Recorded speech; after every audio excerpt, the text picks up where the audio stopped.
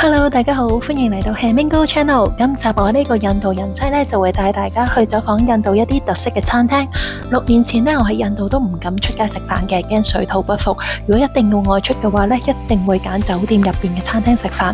今次呢，我就發現印度嘅餐廳唔止衛生程度普遍都好好，而且環境啦、食物同埋服務呢都好有水準㗎。咁今次呢，就會介紹我試過呢幾間餐廳俾大家嘅。另外呢，仲會帶你參觀一個喺印度教同埋Maharashtra 之中舉足輕重嘅人物所興建嘅堡壘。如果你對印度文化有興趣，而且想睇下我喺印度嘅貼地體驗嘅話，就快啲訂閱我頻道啦。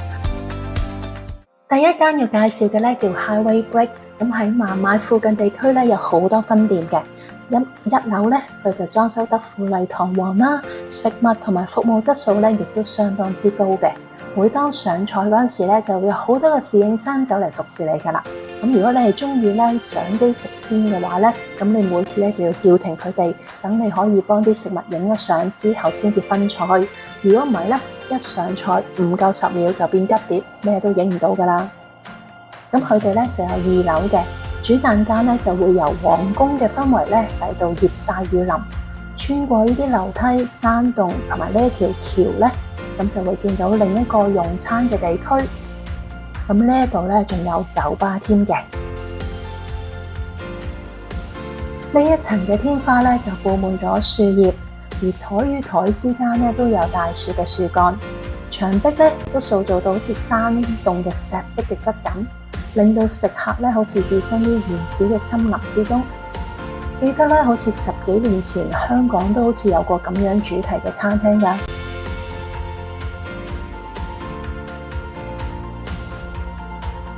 見識過有特色嘅餐廳之後呢，我就帶你去睇睇印度普通嘅餐廳啦。呢一間呢，就只係提供素食嘅餐廳嚟嘅，咁佢嘅裝修呢，就好似香港嘅茶餐廳咁樣，對佢嚟講呢，好有親切感。你睇下菜單上有 Hong Kong Noodles， 真係想知道咩叫 Hong Kong Noodles。呢度咧亦都好難咧為食物影相嘅，因為上菜嗰時咧，侍應生同樣都會好快速咁殷勤地幫你分菜。咁可能咧呢個 trend 咧係受到印度傳統嘅飲食文化所影響啦。呢度咧都俾到個驚喜我，就係估唔到咧佢哋都會咁先進，可以直接咧喺餐桌上邊咧拍卡俾錢，真係好方便啊！下一站咧就帶你見識呢一間富有堅味嘅餐廳 India Bistro。咁佢哋就將印度傳統嘅食物咧，以新穎嘅方式展現喺食客嘅面前，好似呢一個印度嘅街頭小食 Pani Puri。咁呢啲波波入邊咧就有啲薯蓉嘅，咁喺食之前咧就會將橙色同埋綠色嘅醬汁加入去。咁呢啲醬汁咧其實就係羅望子醬啦，同埋薄荷芫茜混合而成嘅水嚟嘅。咁餐廳咧就會將呢2種醬汁放入針筒入邊，為呢個傳統嘅小食咧加添一啲新鮮感啊！但係味道咧都依舊好食噶。喺呢一度咧，每次上菜咧都會俾到一個驚喜你嘅，而且咧終於係可以俾相機食先啊！你睇睇呢一個印度嘅傳統雪巴，佢哋咧就放喺迷你嘅壓力煲入邊，好得意啊！其實咧呢一個係印度小朋友玩嘅煮飯仔玩具嚟噶，壓力煲咧都係其中一個不可或缺嘅廚具。又睇睇呢一個燙斗會係啲咩呢？就係牙籤同埋飯效果啊！咁呢一餐飯呢，我嘅相機呢都食得非常之飽啊！下一間要介紹嘅餐廳呢，就係71個 friend 72啊！咁呢間餐廳呢極有名氣，咁電視台都有採訪介紹過。而家見到右手邊呢排凳呢，都係俾等位嘅客人坐噶，咁可想象到佢受歡迎程度有幾高啦。佢之所以咁出名呢，係因為佢係一間以農村、印度農村為主題嘅餐廳嚟嘅，環境呢裝修到好似村落咁樣嘅。大家呢可以翻睇我上一條影片介紹印度農村生活，就可以明白到呢一度呢跟真實嘅農村有幾相似啦。呢一個呢就係佢哋嘅辦公室，牆壁呢就有到七彩繽紛，咁呢係印度村屋嘅一大特徵嚟嘅。呢一度呢就係其中一個用餐區啦。咁佢就打造成農村嘅房屋一樣，仲有特大嘅水井，亦都跟農村中所見嘅好相似噶。咁當然井入邊就冇水噶啦。嚟到廚房，婦女們咧都喺度做呢一個印度烤餅，跟足傳統嘅做法，用柴火嚟燒嘅，同我上一條印度農村影片介紹嘅咧一模一樣噶，保留咗鄉村嘅風味啊！呢間餐廳呢，之所以名為72呢，就並非因為佢係71個朋友，只係因為咧總店地契嘅號碼咧係72，咁所以老闆咧就直接將餐廳命名為72啦。呢一度咧席地而坐嘅用餐區，亦都係農村家庭嘅特點之一嚟噶。每個家庭咧都會坐喺地上面食飯，而並非咧用餐台或者係餐椅嘅。佢哋連牆壁咧都仿造成泥牆咁樣，再加上一啲長形嘅窗孔。因為印度傳統嘅村屋咧都係用泥興建嘅，象徵度相當之高。售賣嘅食物咧都係傳統印度農村風味嘅咖喱，呢個咧就係素食。而非素食嘅咧就有呢啲咖喱雞，紅色呢一碗咧相信係我人生中食過最辣嘅咖喱嚟嘅。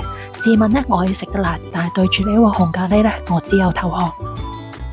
體驗完具鄉村特色嘅餐廳之後呢，我就帶你去參觀勞工鄉下附近嘅一個堡壘嘅遺址。咁呢一個堡壘呢，就叫做薩曼加德堡，係希雅吉所興建嘅。咁佢係一位印度統治者，亦都係印度17世紀嘅民族英雄嚟㗎。佢創立嘅馬拉塔帝國呢，深黃色就係帝國嘅版圖啦，面積咧相當廣闊。佢所興建嘅堡壘咧亦都非常之出名，曾經咧有效抵禦葡萄牙海軍嘅入侵，咁所以佢亦都有印度海軍之父嘅美譽。而家咧你終於明白到孟買國際機場嘅名係點樣得嚟㗎啦。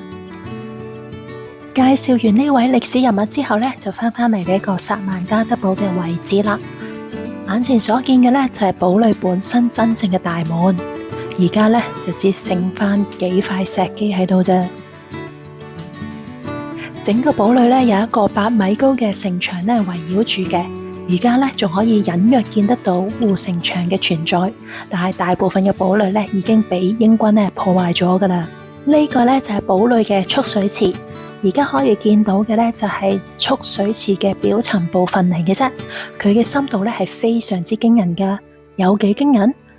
你睇下呢一條樓梯嘅盡頭嘅拱門啦，蓄水池嘅深度咧就係要通過呢一條樓梯同拱門8次咧，咁就可以到達池底啦。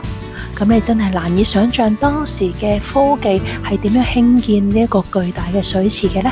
有咗呢一個水池之後咧，就可以解決到軍人用水嘅問題啦。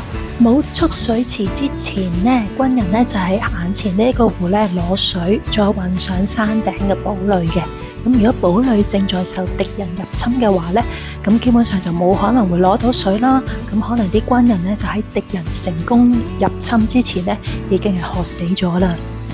整個堡壘咧都興建於呢個欖球形狀嘅山頂上邊。呢度咧就係堡壘其中一端嘅展望台，可以視察到四周嘅環境嘅。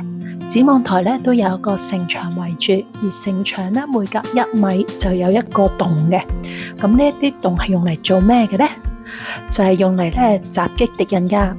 咁當見到敵軍嗰時咧，軍人就可以喺城牆嘅掩護之下，透過呢一啲洞口咧，就向敵軍咧偷襲嘅。所以咧，呢一個薩曼加德堡咧，就成為咗馬拉塔帝國之中最細個，但係亦都最強悍嘅堡壘嚟嘅。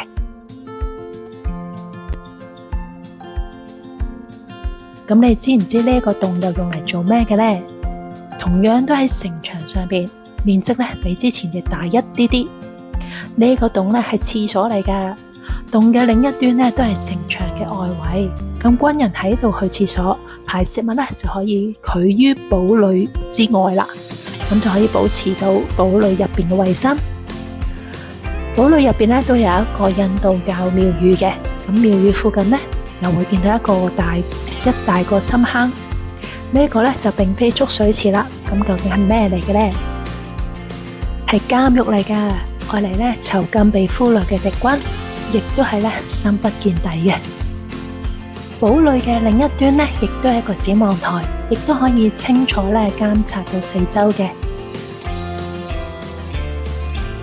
而呢一度咧就插住一支橙色嘅國旗，呢個咧就係馬拉塔帝國嘅國旗嚟噶。馬拉塔帝國咧，雖然喺當今嘅地圖上咧已經唔再存在，但係佢同希亞吉國王咧，卻仍然活在於每一個 Maharashtrian 嘅心目中。剛離開堡壘之後咧，就遇到幾個印度婦女喺度放羊啦。咁我哋就停車，要求咧攞一隻小羊咧嚟俾小朋友摸下嘅。咁佢哋咧就毫不猶豫咁樣就俾咗一隻羊仔我哋。印度人咧就係咁單純同埋有人情味嘅，佢哋咧唔會擔心你攞咗隻羊咧就走咗人嘅。經過蔗田啊，隨便問下啲農夫咧都可以攞幾條蔗嚟試下味，佢哋咧會毫不猶豫咁樣攞俾你嘅。呢一種陌生人同陌生人之間嘅互信同埋情誼咧，真係喺呢一個現代嘅城市或者係香港咧已經非常罕見噶啦。下一集咧就會講講佢哋呢啲印度人嘅一種人情味。有興趣話咧就要留意我新片啦，仲有記得訂閱我頻道啊！下集見，拜拜。